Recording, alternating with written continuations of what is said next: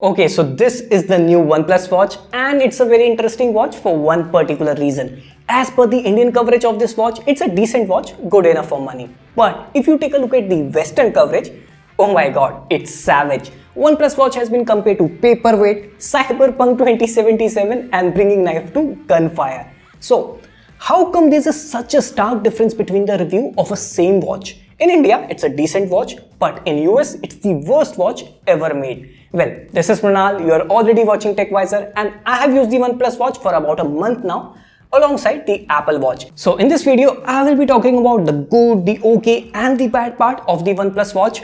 Before we begin, a quick shout out to CoinDCX Go for making this video possible. As you know, the crypto prices are quite low, which makes it a perfect time to invest in cryptocurrencies. However, do keep in mind, cryptocurrencies are highly volatile and you should do your proper research before investing in them. Now, one way to buy cryptocurrencies in India is CoinDCX Go. Wait, I will show you how to buy cryptos in less than 1 minute. Simply download the app, it's on Play Store as well as App Store and create a free account. Now, before you buy some cryptos, first you need to verify the KYC document and your bank account. This will only take 5 minutes and CoinDCX Go is also ISO certified, so you can be assured with all your details.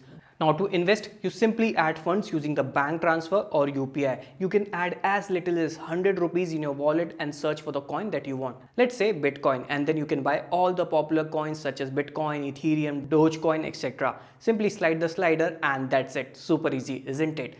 And the cool thing is, all your investments are BitGo insured as well. So yeah, go check out CoinDCX Go. First link in the description. And if you use the coupon code TECHWISER100, you get Bitcoins worth ₹100. Now back to the video. Now, before we begin, let me quickly give you an overview of the OnePlus Watch. So the OnePlus Watch looks premium with 1.39 inch of AMOLED display and thin bezels. It runs on proprietary OS and swiping up from the watch face will give you access to pending notification and swiping down lets you quickly access the toggles. You can also tap and hold on the watch face to change it. There are also two buttons on the right side. The button on the top brings up the menu of the watch like workout, heart rate, sleep, watch settings, etc. And the second lower button brings the different workout modes like running, swimming, badminton, etc. etc. Overall, if you have used a non-Android smartwatch, you will find the UI similar. Now moving forward, I will only be talking about my experience, that is what I like about the watch and what I didn't like about the watch. So let's start with the good part first. Okay, so one of my favorite part about the OnePlus Watch is the touchscreen 1.39 inch of OLED display, and since it's an OLED display, it's sharp, it's bright and it's easy to see both indoors and outdoors. In the recent update, they have also added the always on display and the screen is quite smooth and has a high refresh rate, kind of like you see in the Apple Watch. I like that. The second thing that I like about the OnePlus Watch has to be the battery life. So usually smartwatches such as Galaxy, Apple or Oppo Watch last 1 or 2 days, whereas the fitness band like Mi Band or even Amazfit Bip usually last up to 14 days. Now, since OnePlus Watch is not using Wear OS, it can easily last 10 to 14 days, and if you're using always on display, it can easily last 7 days. Also, Apple Watch and Galaxy Watch takes anywhere between 1.5 to 2 hours to fully recharge a watch, whereas the OnePlus Watch can easily charge within 20 minutes. And finally, the third thing that I like about the OnePlus Watch is taking calls over Bluetooth. Now generally, I don't take a lot of calls on watch and rather prefer my phone. But sometimes when Kaushik is using my OnePlus 9R for taking montages, I use this feature and I find it super handy. The caller has never complained about my voice, but as you can hear, the speaker on this one isn't as good. Oh yes, I'm the speaker of the upper house and I request you to maintain silence. So the display, the battery and the calling feature, these are the three things that I like about the OnePlus Watch. Now let's talk about the things that I didn't like, neither did I hate about it. And it has to be the fitness tracking. Now, talking about the fitness tracking, I use the OnePlus Watch alongside with my Apple Watch for 2 to 3 weeks on and off. And I would say the fitness tracking in this one is okayish. Not too good, not too bad. For example, yesterday I went to bed at 12 AM and listened to few audiobooks and I finally fell asleep at 2 AM. Now, OnePlus Watch started counting the sleep from 12 AM, whereas the Apple Watch was smart enough to detect my movement and only start the sleep timer from 2 AM. Similarly, the Apple Watch measured 2000 steps while the OnePlus Watch measured only 1500 steps on the same day.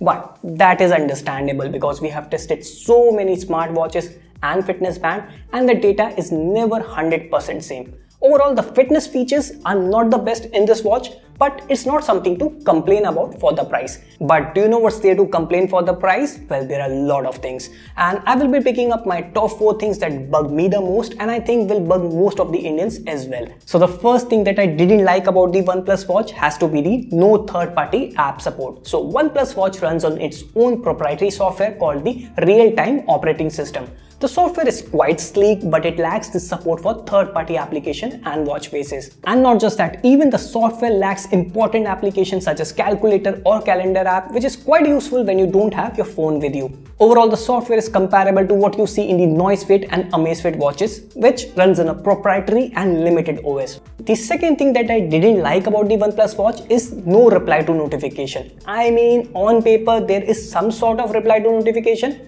but it's impractical in day-to-day use. For example, you can send canned message replies in just few applications such as WhatsApp, Telegram, Facebook Messenger, etc. And you can only choose from OK, be right there in the meeting, contact you, etc. etc. Even the Mi Band 6 has the option to change canned messages from the app. But currently, this feature is not available in the OnePlus Watch app. It's really a shame because one of the biggest use of smartwatch for me is reply to notification, such as on WhatsApp or email.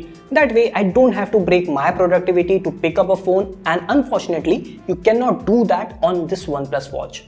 Another big con of OnePlus Watch is the lack of voice assistant, which I use a lot on my Apple and Oppo Watch all the time. For example, if I'm in the kitchen and my hands are dirty and I want to set a timer to boil eggs, I can use the voice assistant like Siri or Google Assistant, but there is no voice assistant on this OnePlus Watch.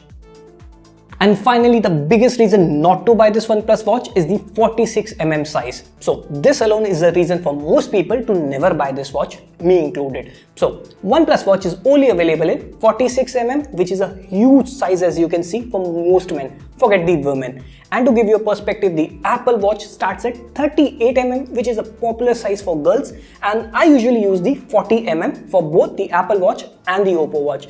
And both of them looks proportionate on my wrist.